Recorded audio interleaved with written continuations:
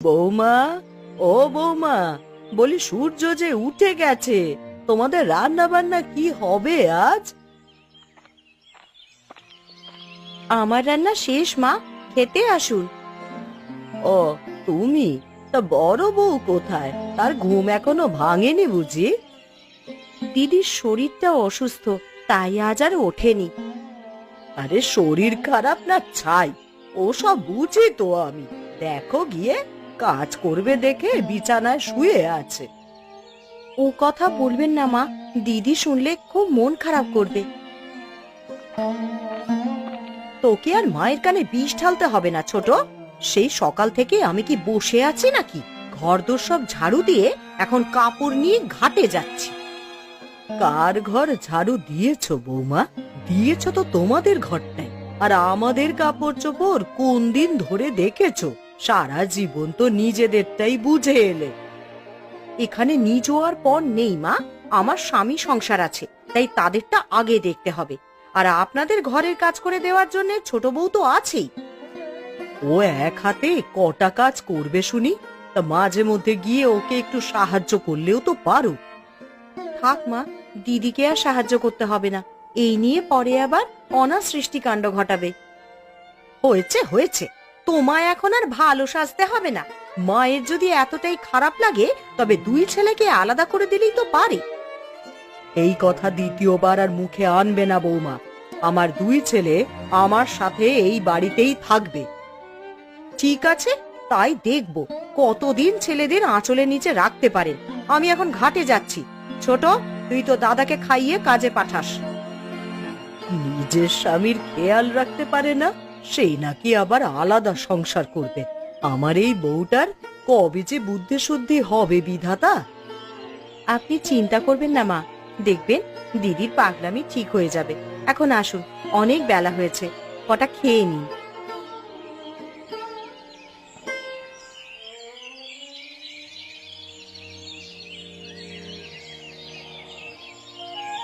তোমাকে আর একটু মাছ দেবো? না গিন্নি, আমার আর লাগবে না। ননি আর অপুকে দাও, ওরা বড় মাছ খেতে খুব ভালোবাসে। আমাকে মাছের মুড়োটা দাও মা, ওটা আমি খাবো। সে কি রে অপু, তুই তো রোজ রোজ মাছের মুড়ো খাস, আজ তুই না, আমি খাবো ওটা। নাই মুড়ো আমার, আমি খাবো। কি মুশকিল, এখন থেকে তোদের জন্য দেখা যাচ্ছে দুটো করে মাছ কিনতে হবে। দুটো কিনতে হবে না বৌমা, তুমি মুড়োটা ওদের দুজনকে ভাগ করে দাও। দিচ্ছি মা। ননি, অননি, এদিকে আয় তো। আমি খেতে বসেছি মা, খেয়ে নিয়েই দিচ্ছি। তোরই খাই খাই স্বভাব আর গেল না না রে। সকালটা হতে না হতেই থালা নিয়ে বসে গেছিস। এই রাবণের গোষ্ঠী নিয়ে যাবো কোথায় আমি? তোমায় কোথাও যেতে হবে না, আগে এসে খেয়ে নাও দিদি, না হলে সব যে ঠান্ডা হয়ে যাবে। হয়েছে, এইটুকুনি সময়ে আর খাবার নষ্ট হয়ে যাবে না। ও বৌদি, কাপড় দিচ্ছ যে, একটু পর বৃষ্টি আসবে, বৃষ্টিটা হয়ে গেলে দিতে। তোমায় আমায় আর শেখাতে হবে না নেপাল। কখন যে বৃষ্টি হয় আর কখন রোদ ওঠে সব আমার জানা আছে। এই দেখো, আমি বলতে না বলতেই বৃষ্টি শুরু হয়ে গেছে। সব তোমার জন্যই হয়েছে ঠাকুরপো। তুমি কেন যে বৃষ্টির কথা বলতে গেলে? হায় বিধাতা, এই পাগলকে নিয়ে আমি কোথায় যাব? ও বৌমা, কাপড়গুলো নিয়ে ঘরে এসো, বৃষ্টিতে ভিজে আবার ঠান্ডা লাগাবে তো।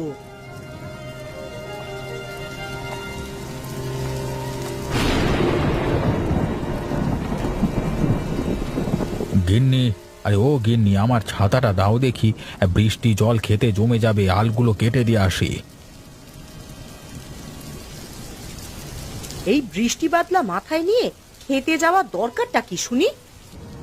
সে তুমি বুঝলে কাজই হতো, এখন খেতে জল জমতে দিলে সব ফসল নষ্ট হয়ে যাবে। বলি আরো মানুষ তো আছে, তুমি একা যাবে কেন শুনি? অন্য কেউ বসে নাই বৌদি, এক্ষুনি জাল নিয়ে বের হব। গিন্নি, জালটা দাও তো। তাই যা, বৃষ্টি আসায় আজকে মাছ ভালো ধরা যাবে। এদিকে আমি আসবার সময় ক্ষেত থেকে কটা শাকসবজি নিয়ে আসবো। তাই যাচ্ছি, দেখি নদী থেকে কটা মাছ নিয়ে আসতে পারি কিনা।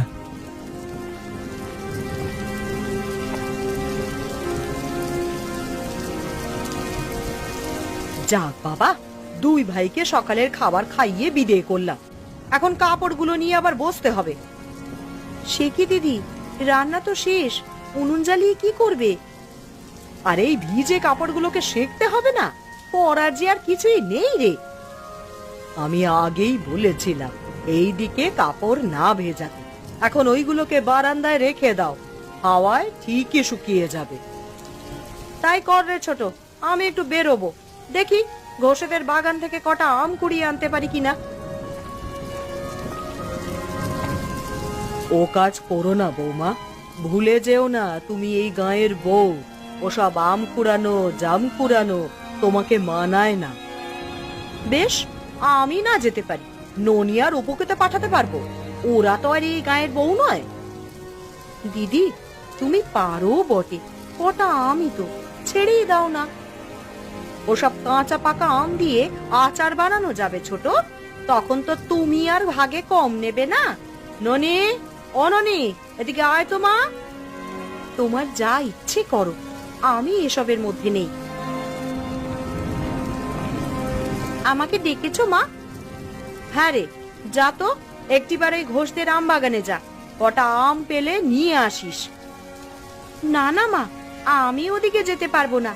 ওই ঘোষ গিন্নির যা মুখ, আমাকে বলে কি না আম বাগানে দেখলে গাছের সাথে বেঁধে রাখবে। তাই নাকি? ঘোষ গিন্নি তোকে এই কথা বলেছে?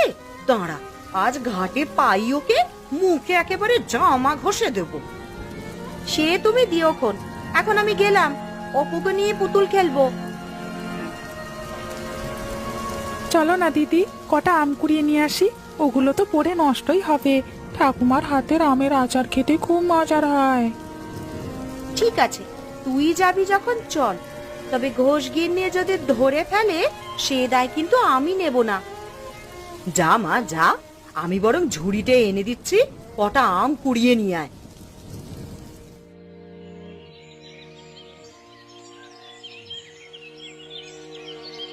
মা, ওই দেখো কতগুলো আম এনেছি। তাই তো রে, সব তো দেখছি গাছ পাকা আম। আমগুলো রাখ, দুধ ভাত দিয়ে খাওয়া যাবে। বলি কে খাবে এই আম? এগুলো আমি কাউকে দেব না, সবগুলো দিয়ে আচার করব। এ কি বলছো কাকিমা, আমাদের তুমি আম দেবে না? তোর মা যে এসব আম ছুঁয়েও দেখে না, তাহলে এখন লোল পড়ে যাচ্ছে কেন রে? তোমার আম আমরা নেব না দিদি, ওগুলো তুমিই নিয়ে যাও। কেন নেব না? এখানে অর্ধেক আম আমি কুড়িয়েছি, ওগুলো আমার।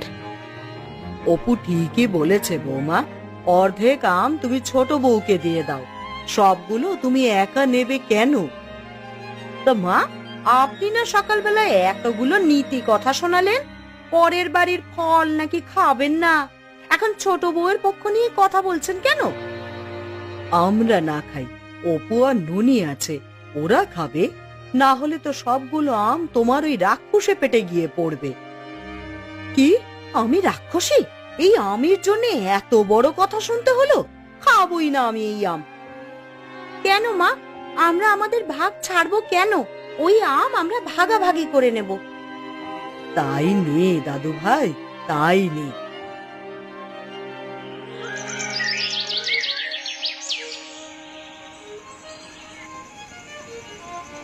ননি, আরে ও ননি বালা, কোথায় গেলি মা?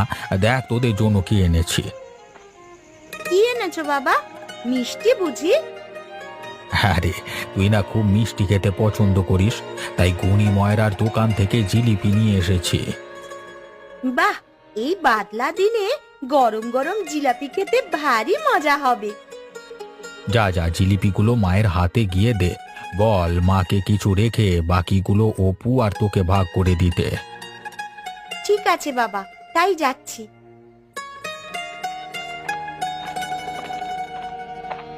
কি ব্যাপার গিন্নি, তোমার আবার কি হলো? এভাবে ফ্যাল ফ্যাল করে তাকিয়ে রইলে কেন? জিলাপিগুলো ওই ঘরে পাঠাতে হলো কেন? সবকিছুই কি ওদের ভাগ করে দিতে হবে? কি যে বলো গিন্নি, ও ঘরে অপু রয়েছে, ওদের ছাড়া খাবো কি করে বলো তো? ওরা ঠিকই লুকিয়ে লুকিয়ে আমাদের রেখে খায়। কি হলো বলো তো তোমার? হঠাৎ করে আজ এ কথা বলছো কেন? এক ঘরে কিছু আনলে ভাগ করে দেওয়ার রেয়াজ তো আমাদের আজকের না। বাবা বেঁচে থাকতেও আমাদের দুই ভাইকে সব কিছু ভাগ করে দিত। আমার আর ওসব ভাগাভাগি ভালো লাগে না বাপু। তুমি নিত্য এটা ওটা আনবে, তার ভাগ ছোটকে দিতে হবে। ওরা কিছু আনেও না আর আমাদের দেয়ও না। আজ সকালের আমগুলোর কথাই ধরো না, আমি কথা শুনে আনালাম আর মাঝখান থেকে এসে ছোট ভাগ নিয়ে নিল। বুঝেছি, তোমার ওই ঝগড়ার চিন্তা মাথা থেকে এখনো যায়নি। কি করব বলো, নেপালের আয় একটু কম, বোঝই তো, সেই জন্য ও কিছু আনতে পারে না। তাই বলে সংসারেও তুমি বেশি টাকা দেবে, এটা কেমন কথা? শোনো, আমাদের মেয়ে আছে একটা, কদিন পর ওর বিয়ে দিতে হবে, এটা কিন্তু তুমি ভুলে যেও না। সে নিয়ে তোমাকে মাথা ঘামাতে হবে না, ওটা আমি বুঝবো। এখন যাও তো, আমাকে কিছু খেতে দাও গিয়ে। তাই যাচ্ছি। আমার কথা তো তুমি আজ শুনবে না, এর সাজা একদিন পাবে, দেখো।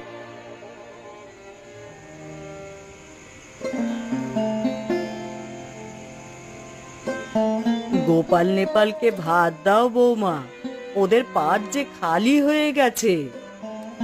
আপনাকে বলতে হবে না মা, সে খেয়াল আমার আছে। খেয়াল যে কত আছে তা তো টেরই পাচ্ছি। নিজেরটা ছাড়া তো আর কোনো খেয়ালই থাকে না তোমার। দেখলি জয়া, দেখলি মা কিভাবে অপমান করলো আমায়। আমি নাকি নিজেরটা ছাড়া অন্য কারো ভালো আর চাই না। আহ গিন্নি, চুপ করো তো। আমরা আছি এক চিন্তায়, তার উপর তোমরা ঝগড়া শুরু করেছো।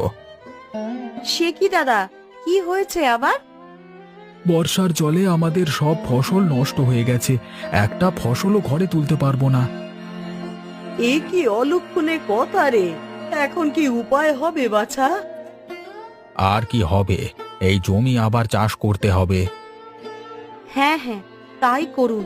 যত তাড়াতাড়ি চাষ করবেন তত তাড়াতাড়ি ফসল উঠবে। চাষ যে করবো সে টাকা তো আমার কাছে নেই গিন্নি। দাদা না হয় তারগুলো চাষ করে ফেললো, আমি কিভাবে বীজ কিনবো? গোপালের কাছ থেকে আপাতত কটা টাকা ধার নে, পরে ফসল উঠলে দিয়ে দিস। সে আর এমন কি, আমার জমি চাষ করলে তোরগুলো পতিত থাকবে না। বেশ, তবে কাল থেকে আবার কাজ শুরু করব। তুমি চিন্তা করো না দাদা, মানে টাকা না দিতে পারলেও তোমার জমিতে গায়ে খেটে আমি শোধ করে দেব দাদা।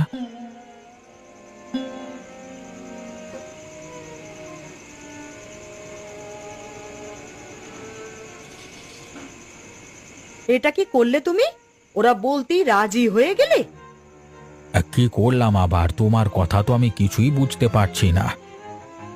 বলি, নেপালকে কেন টাকা দিতে হলো তোমার? ওর ক্ষেত ওকেই চাষ করতে দাও না। ওর অবস্থা তো জানো গিন্নি, আমি ওকে সাহায্য না করলে কে করবে? কেন? ছোট বউয়ের বাপের বাড়ি তো খুব ধনী, ওখান থেকে কিছু টাকা পয়সা আনুক না। ছোট বউয়ের বাপের বাড়ি থেকে আনলে তোমার বাপের বাড়ি থেকেও তো আনতে হয়। শোনো, আমাকে ওই কথার জালে ফাঁসিয়ে কোনো লাভ নেই, আর তুমি ওকে 1 টাকাও সাহায্য করবে না। ঠিক আছে, করব না। ওকে ওর মতো চাষ করতে বলবে। কেবল তাই নয়, ওকে বলো আলাদা হয়ে যেতে। আমি আর এই বাড়িতে ওদের সাথে এক পাতে থাকতে পারবো না বাপু। এর মধ্যে আলাদা হওয়ার কি আছে গিন্নি? তুমি তো জানো গোপালের বাড়ির ভাগ অপুর অসুখের সময় আমাদের কাছে বিক্রি করে দিয়েছে। আলাদা হওয়ার কথা বললে কি ওরা এই বাড়িতে থাকবে? আমি তো এটাই চাই, ওরা যত তাড়াতাড়ি বিদেয় হবে তত মঙ্গল। সংসারের বাজার খরচ থেকে শুরু করে সব কিছুতেই ওদেরকে তোমাকে সাহায্য করতে হয়। একবার আপদ বিদেয় হলে আমাদের কত টাকা বাঁচবে দেখেছো? তাই বলে ওদের চলে যেতে বলবো? বলতে হবে, না হলে একদিন আবার বাড়ির ভাগ চেয়ে বসবে। আর তোমার যা নরম মন, বলে বসলে আর না তো করতে পারবে না। বেশ, তুমি যখন বলছো আমি বলবো ওদের। কালকেই বলতে হবে, কথাটা যেন মনে থাকে।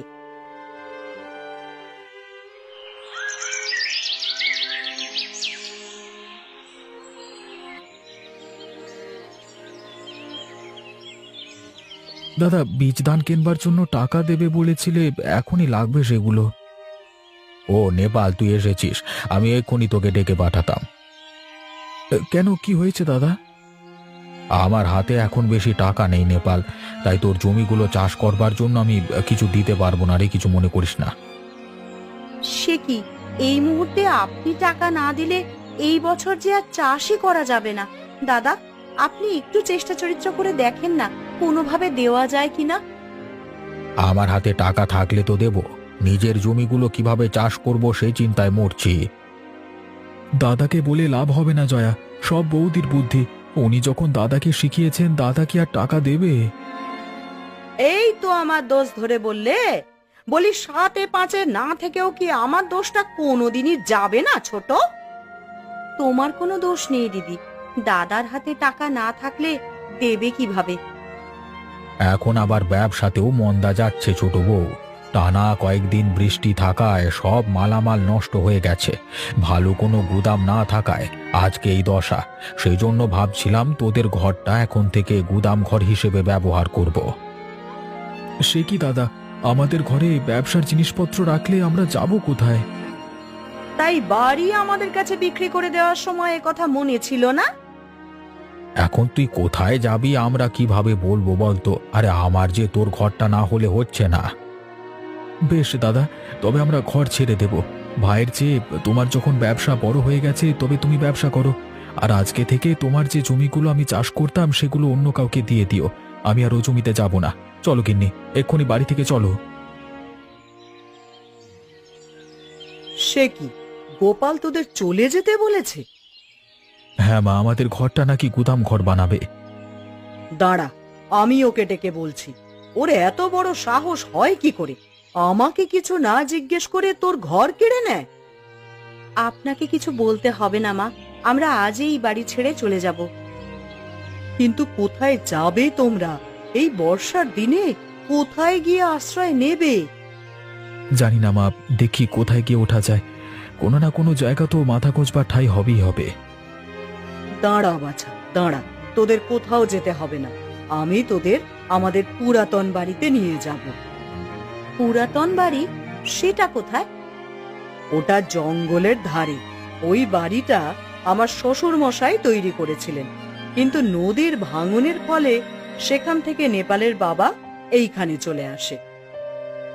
নদীর ভাঙন হলে এতদিনে তো পুরো বাড়িখানি নদী গহ্বরে চলে যাওয়ার কথা। এটা কি এখনো আছে? না রে, ওই নদী আর বেশি দূর ভাঙেনি। এর আগেই বাঁধ দিয়ে নদীকে শাসন করা শুরু হয়ে গেছে। তাহলে তো ওই বাড়িতে যাওয়াই যায়। হ্যাঁ গিন্নি, চলো এই সুযোগে বের হয়ে যাই। আমাকেও তোদের সাথে নিয়ে চল বাছা, তোরা ছাড়া আমি এই বাড়িতে থাকতে পারবো না। আমাদের অবস্থা তো জানেন মা, এই মুহূর্তে আপনি আমাদের সাথে থাকলে আপনার খুব কষ্ট হবে। কিন্তু অনেক কষ্ট করে আমার এই 2 সন্তানকে বড় করেছি মা, কষ্টের ভয় আমাকে দেখিও না। তোমরা ভেবেছো কি এই বৃষ্টি বাদলার দিনে আমি তোমাদের এইভাবে ছেড়ে দেবো? বেশ, তবে চলো মা, এক্ষুনি বেরিয়ে পড়বো আমরা। তাই চল বাবা, তাই চল।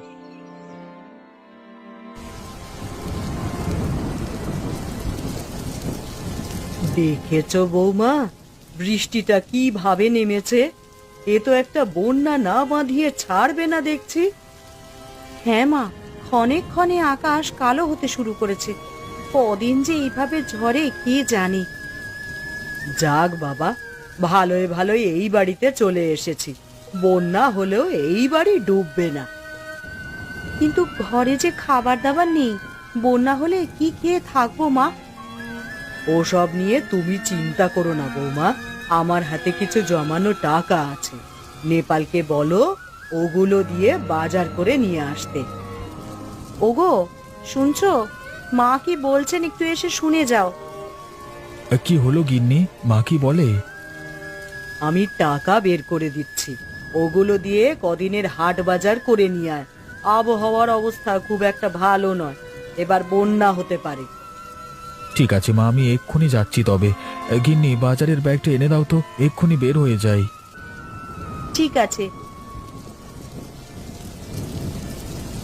যাক বাবা, অবশেষে আপদ বিদায় হয়েছে। এখন যে কি শান্ত লাগছে বাড়িটা। সে তুমি যাই বলো, মায়ের জন্য মনটা বড় হু হু করছে গো।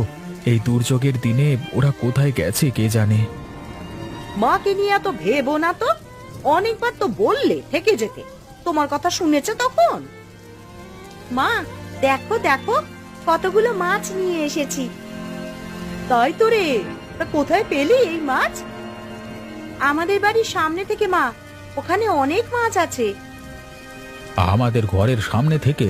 বলিস কি রে, ওখানে তো পুকুর ঘাট কিছুই নেই। ওখানে জল উঠে গেছে মা, সবার বাড়িতে জল উঠে গেছে। জল উঠে গেছে মানে? বাড়ির সামনে জল উঠে গেলে তো বন্যা হয়ে যাবে রে। হায় হায় হায়, বন্যা হলে যে সর্বনাশ হয়ে যাবে। একে তো নিচু বাড়ি, তার উপর এত সব জিনিস, কোথায় যাব আমি? ওই তো দেখো বাবা, উঠোনে জল চলে এসেছে। এখন আর জলের জন্য আমাদের পুকুর ঘাটে যেতে হবে না মা, বারান্দা থেকেই জল নেওয়া যাবে। ওরে চুপ কর পোড়ার মুখী, বন্যা হওয়ায় তোর খুব খুশি লাগছে তাই না? ডুবে মরলে বুঝবি মজা কত। ওগো, তুমি যে কোনো একটা উপায় বের করো, আমি যে জলে বড্ড ভয় পাই। ঘরে জল উঠে গেলে যে ডুবে মরতে হবে। তুমি চিন্তা করো না গিন্নি, আমি দেখছি কি করা যায়। বন্যাটা হলো হুট করে, একটু যে প্রস্তুতি নেব তারও সময় পেলাম না।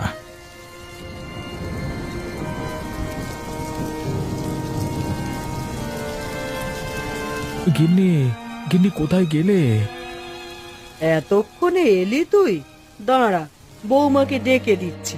বৌমা, ও বৌমা, একটু দেখে যাও তো। বাজার করতে এত সময় লাগে? আমরা সেই কখন থেকে অপেক্ষা করছি। তাড়াতাড়ি আসবার উপায় ছিল না গিন্নি, গায়ের পথঘাট জলে ডুবে গেছে, জলের মধ্যে হাঁটাই যাচ্ছিল না গো। যাক, আমাদের বাড়িটা উঁচু বলে এই যাত্রায় বেঁচে গেলাম। কিন্তু আমার গোপালের জন্য খুব চিন্তা হচ্ছে বৌমা। ওই বাড়িটা যে নিচু, এই জলে নিশ্চয়ই ডুবে গেছে। হ্যাঁ মা, আমাদের বাড়ি ডুবে গেছে। এই জলে দাদারা কি করছে কে জানে। ওগো, তুমি গিয়ে ওদের নিয়ে এসো। বৌদি সাঁতার জানে না, জল দেখলেই অজ্ঞান হয়ে যায়। কিন্তু যাবো যে, নৌকা তো নেই, এতগুলো মানুষ নিয়ে আসবো কিভাবে? কলা গাছের ভেলা বানিয়ে নিয়ে এসো বাবা। ঠিক বলেছিস অপু, কলা গাছের ভেলা বানালে নৌকার কাজ করবে। তবে তাড়াতাড়ি বাড়ির পেছন দিকে যা, সেখানে অনেক কলা গাছ আছে, ওগুলো কেটে নিয়ে আয়। তাই যাচ্ছি মা। ও কিন্নি, বাজারগুলো ধরো, আর কলা গাছ কাটবার জন্য কিছু একটা দাও তো। তুমি দাঁড়াও, আমি এক্ষুনি নিয়ে আসছি। ওগো, এ জল যে একেবারে খাট ছুঁয়ে ছুঁয়ে করছে গো, এই কিছুক্ষণের মধ্যেই তো বিছানা ভিজিয়ে ফেলবে। তোমাকে তো বলেছিলাম সাঁতরে উঁচু কোথাও চলে যাই, কিন্তু তুমি তো এই খাট থেকে নামতেও চাচ্ছ না। সাঁতার জানি না, কিছু না, জলে নেমে মরবো নাকি গো? কতবার বললাম একটা নৌকা আনতে, তাও তো পারলে না। ও বাবা, চলো না সবাই মিলে ঘরের চালায় উঠে যাই। জল বাড়লে যে এখানে ডুবে মরতে হবে। তাই করতে হবে রে মা, এছাড়া তো উপায় দেখতে পাচ্ছি না। দাদা, আরে ও দাদা, বাড়িতে আছো? ওই তো নেপাল এসেছে। নেপাল, নেপাল, আমরা ঘরে আটকে গেছি রে। ওরে তাড়াতাড়ি আমাদের এখান থেকে উদ্ধার কর ভাই। আমরা তোমাদের নিতেই এসেছি দাদা, চলো চলো তাড়াতাড়ি আমাদের পুরাতন বাড়িতে চলো। তো যাবে যে, নৌকা এনেছো? আমি কিন্তু বাবু সাঁতার জানি না। তোমার জন্য নৌকা পাইনি বৌদি, কলা গাছের ভেলা নিয়ে এসেছি। অবশ্য ভেলায় তোমার ভার সইবে কিনা কে জানে। আমাদের ভেলায় উঠতে হবে না, তোর বৌদিকে তুলে আমরা সাঁতরে চলে যাব। আমার এত ওজনও হয়নি যে ভেলা নিয়ে ডুবে যাব। চল ননি, তাড়াতাড়ি জিনিসপত্র নিয়ে ভেলায় গিয়ে বস। জিনিস নিতে হবে না বৌদি। তাই যাও গিন্নি, গিয়ে ভেলায় বসো। তোমরা তাড়াতাড়ি চলে এসো কিন্তু, না হলে জিনিসপত্রের লোভে আবার ডুবে মরবে শেষে।